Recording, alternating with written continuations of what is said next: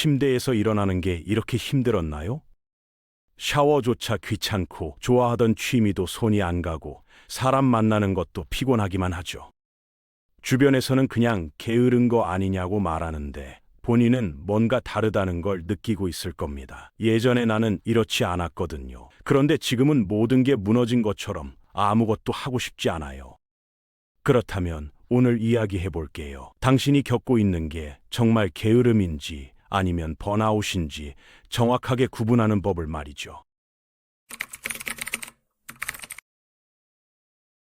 많은 사람들이 번아웃을 단순한 게으름으로 착각합니다. 하지만 이 둘은 완전히 다른 거예요. 번아웃은 장기간의 스트레스와 과도한 노력 끝에 찾아오는 심리적, 육체적 붕괴 상태거든요.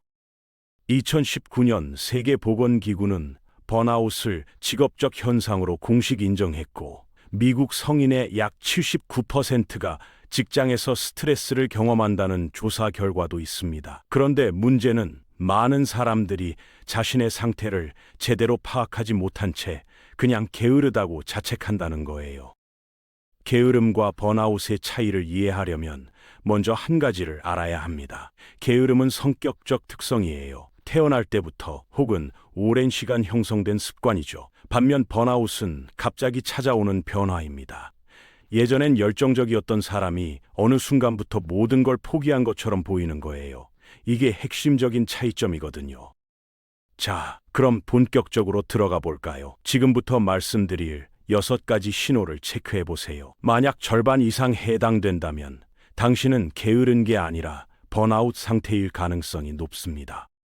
가장 먼저 모든 것과 단절된 느낌이 듭니까? 매일 아침 눈을 뜨고 출근하고 밥 먹고 잠드는데 마치 로봇처럼 기계적으로 움직이는 느낌 말이에요. 감정이 메말라 버린 것 같고 내가 내 삶을 사는 게 아니라 남의 삶을 보고 있는 것 같은 기분이 들죠. 심리학에서는 이걸 이인화 현상이라고 부릅니다. 트라우마를 겪은 사람들에게서 흔히 나타나는 증상인데 번아웃을 겪는 사람들도 똑같이 경험하거든요. 자기 자신으로부터 분리된 느낌, 감정적으로 텅 빈 것 같은 공허함, 아무것도 내 통제 안에 있지 않다는 무력감이 계속되는 겁니다. 게으른 사람은 이런 감정을 느끼지 않아요. 그냥 편하게 쉬고 싶은 거죠. 하지만 번아웃에 빠진 사람은 쉬어도 회복이 안 됩니다. 두 번째로 확인해 봐야 할 건 과거의 당신은 어땠는지입니다. 예전엔 목표 지향적이었나요? 스스로 동기부여하며 성취감을 느꼈던 사람이었나요? 만약 그렇다면 지금의 무기력함은 게으름이 아닙니다. 게으름은 성격 특성이라고 했죠. 그건 시간이 지나도 크게 변하지 않아요. 게으른 사람은 원래부터 노력하는 걸 싫어했고 앞으로도 그럴 거예요. 하지만 당신이 과거에는 열심히 살았던 사람이라면 얘기가 달라집니다. 학창 시절엔 공부를 열심히 했거나 직장에서 인정받는 사람이었거나 취미 활동에서도 두각을 나타냈던 사람이 갑자기 아무것도 하기 싫어졌다면 이건 명백한 번아웃의 징후거든요. 내면의 에너지가 완전히 소진된 상태인 겁니다. 세 번째 신호는 열정의 소멸입니다. 한때 사랑했던 것들이 이제는 전혀 즐겁지 않아요. 좋아하던 운동도, 취미도, 심지어 자신의 직업조차 싫어지기 시작하죠. 번아웃의 가장 슬픈 점이 바로 이거예요. 과거에 열정을 쏟아부었던 것들이 이제는 고통의 원천이 되어버린다는 거죠. 왜냐하면 그 일대 때문에 자신을 너무 혹사시켰거든요. 한계를 넘어서까지 밀어붙였고 결국 그게 독이 되어버린 겁니다. 반면 게으른 사람은 애초에 열정이 없었어요. 처음부터 크게 관심 없었던 거죠. 하지만 번아웃에 빠진 사람은 사랑했던 것을 미워하게 됩니다. 이건 정말 괴로운 경험이에요. 네 번째는 감정 조절의 어려움입니다. 요즘 들어 쉽게 짜증이 나고 사소한 일에도 화가 치밀어 오르나요? 예전엔 차분했던 사람이 갑자기 예민해지고 감정 기복이 심해졌다면 번아웃을 의심해 봐야 합니다. 스트레스가 누적되면 우리 뇌의 감정 조절 시스템이 제대로 작동하지 않거든요. 편도체가 과활성화되고 전두엽의 통제력이 약해지면서 감정이 폭발하기 쉬운 상태가 되는 거예요. 작은 자극에도 과도하게 반응하고 스스로도 왜 이렇게 예민한지 이해가 안 갈 정도죠. 게으른 사람은 이와 정반대입니다. 오히려 느긋하고 여유로워요. 별일 아닌 걸로 스트레스 받지 않거든요. 하지만 번아웃 상태에서는 모든 게 부담이고 짐이 됩니다.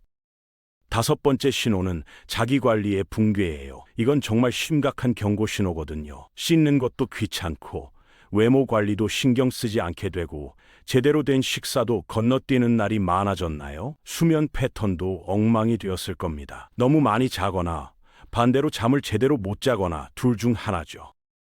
사회적 관계도 점점 멀어집니다. 친구들 만나는 게 피곤하고 가족과 대화하는 것도 에너지가 소모되니까 혼자 있는 시간이 늘어나요. 그런데 혼자 있어도 뭔가 하는 게 아니에요. 그냥 멍하니 시간을 보내죠.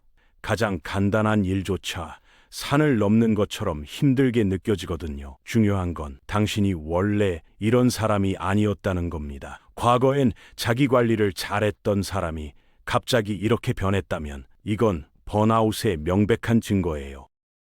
마지막 여섯 번째는 이 모든 변화가 서서히 진행되었다는 점입니다. 번아웃은 하루아침에 오지 않아요. 단계적으로 발전하는 거거든요. 연구에 따르면 번아웃에는 5단계가 있습니다. 처음엔 허니문 단계예요. 새로운 일이나 프로젝트에 열정적으로 뛰어들죠. 에너지도 넘치고 의욕도 충만합니다. 하지만 곧 두 번째 단계인 스트레스 시작 단계로 접어들어요. 이때부터 슬슬 피로가 쌓이기 시작하는데 아직은 낙관적이에요.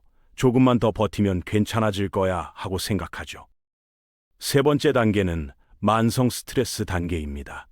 이제 스트레스가 일상이 되어버려요.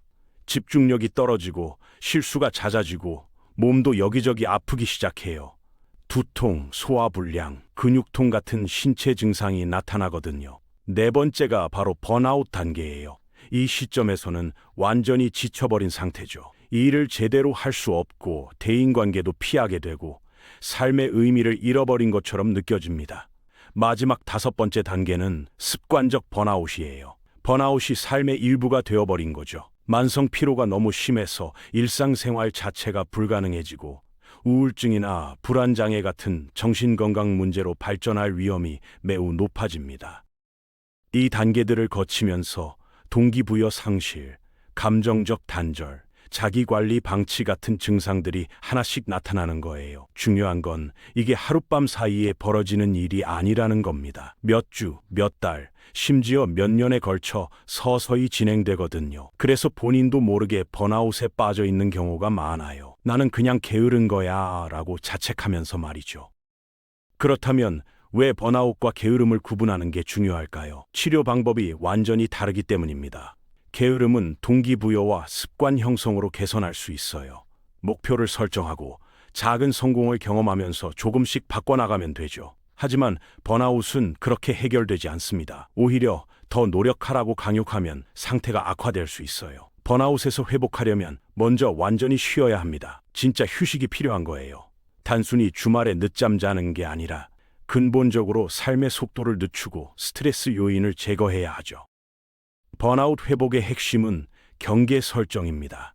더 이상 모든 요구에 응하지 않는 거예요. 거절하는 법을 배워야 하고 자신의 한계를 인정해야 합니다. 나는 슈퍼맨이 아니야 라는 사실을 받아들이는 게 첫걸음이거든요. 그 다음엔 자기 돌봄을 우선순위에 두어야 해요. 규칙적으로 먹고 충분히 자고 가벼운 운동을 시작하는 겁니다. 처음엔 이것조차 힘들 수 있어요. 그럴 땐 아주 작은 것부터 시작하면 됩니다. 오늘은 샤워만 하기, 내일은 10분 산책하기, 이런 식으로요. 전문가의 도움도 중요합니다. 심리상담사나 정신건강의학과 의사와 상담하면 더 빠르게 회복할 수 있거든요. 혼자서 해결하려고 하지 마세요. 번아웃은 의학적으로 인정받는 상태이고 전문적인 치료가 필요한 문제예요. 부끄러워할 이유가 전혀 없습니다. 한 가지 더 알아둬야 할 게 있어요. 번아웃은 개인의 문제만이 아니라는 겁니다. 우리 사회의 구조적 문제와도 연결되어 있거든요. 과도한 업무량, 비현실적인 기대, 성과 중심주의 문화가 번아웃을 양산하는 거죠. 그러니 자신을 너무 탓하지 마세요. 당신이 약해서가 아니에요. 시스템이 사람을 소모품처럼 다루고 있기 때문입니다. 번아웃을 조기에 발견하면 회복이 훨씬 쉬워요. 두 번째나 세 번째 단계에서 알아차리고 대처하면 큰 문제 없이 돌아올 수 있거든요. 하지만 네 번째, 다섯 번째 단계까지 가면 회복에 몇 달, 심지어는 몇 년이 걸릴 수 있어요. 그러니 지금 이 순간 자신의 상태를 점검해 보는 게 정말 중요합니다. 만약 오늘 이야기한 6가지 신호 중 3개 이상이 해당된다면 행동을 취해야 해요. 가장 먼저 할 일은 자신의 상태를 인정하는 겁니다. 나는 게으른 게 아니라 지쳐 있구나 라고 스스로에게 말해주세요. 그 다음엔 도움을 요청하세요. 가까운 사람에게 털어놓거나 전문가와 상담 예약을 잡는 거죠. 번아웃에서 벗어나는 건 마라톤입니다. 단거리 달리기가 아니에요. 서두르지 말고 천천히 한 걸음씩 나아가면 됩니다. 오늘 하루 잘 쉬었다고 내일 당장 예전의 자신으로 돌아가는 건 아니거든요. 시간이 필요해요. 인내심을 갖고 자신을 다독이면서 회복해 나가야 합니다. 그리고 기억하세요. 쉬는 것도 생산적인 활동입니다. 회복하는 시간은 낭비가 아니에요. 오히려 가장 중요한 투자거든요. 지금 제대로 쉬지 않으면 나중에 더 큰 대가를 치르게 됩니다. 몸과 마음이 완전히 무너져 버릴 수도 있어요. 당신이 지금 느끼는 무기력함은 나약함이 아닙니다. 그동안 너무 열심히 살았다는 증거예요. 한계를 넘어서까지 달려왔기 때문에 지금 멈춰선 거거든요. 그러니 자책하지 말고 스스로를 위로해 주세요. 당신은 충분히 잘해왔어요. 번아웃과 게으름을 구분하는 건 단순히 단어의 문제가 아닙니다. 자신을 이해하고 제대로 돌보기 위한 첫걸음이에요. 정확한 진단이 있어야 올바른 치료가 가능하거든요. 더 이상 자신을 게으르다고 몰아붙이지 마세요. 그 대신 지친 자신을 인정하고 필요한 휴식을 취하세요.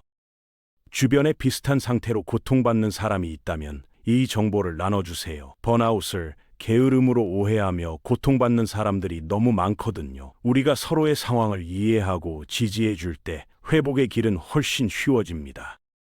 당신의 회복을 진심으로 응원합니다. 지금은 힘들겠지만 반드시 나아질 거예요. 시간을 갖고 천천히 회복해 나가세요.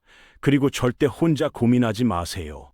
도움을 요청하는 건 약함이 아니라 용기거든요.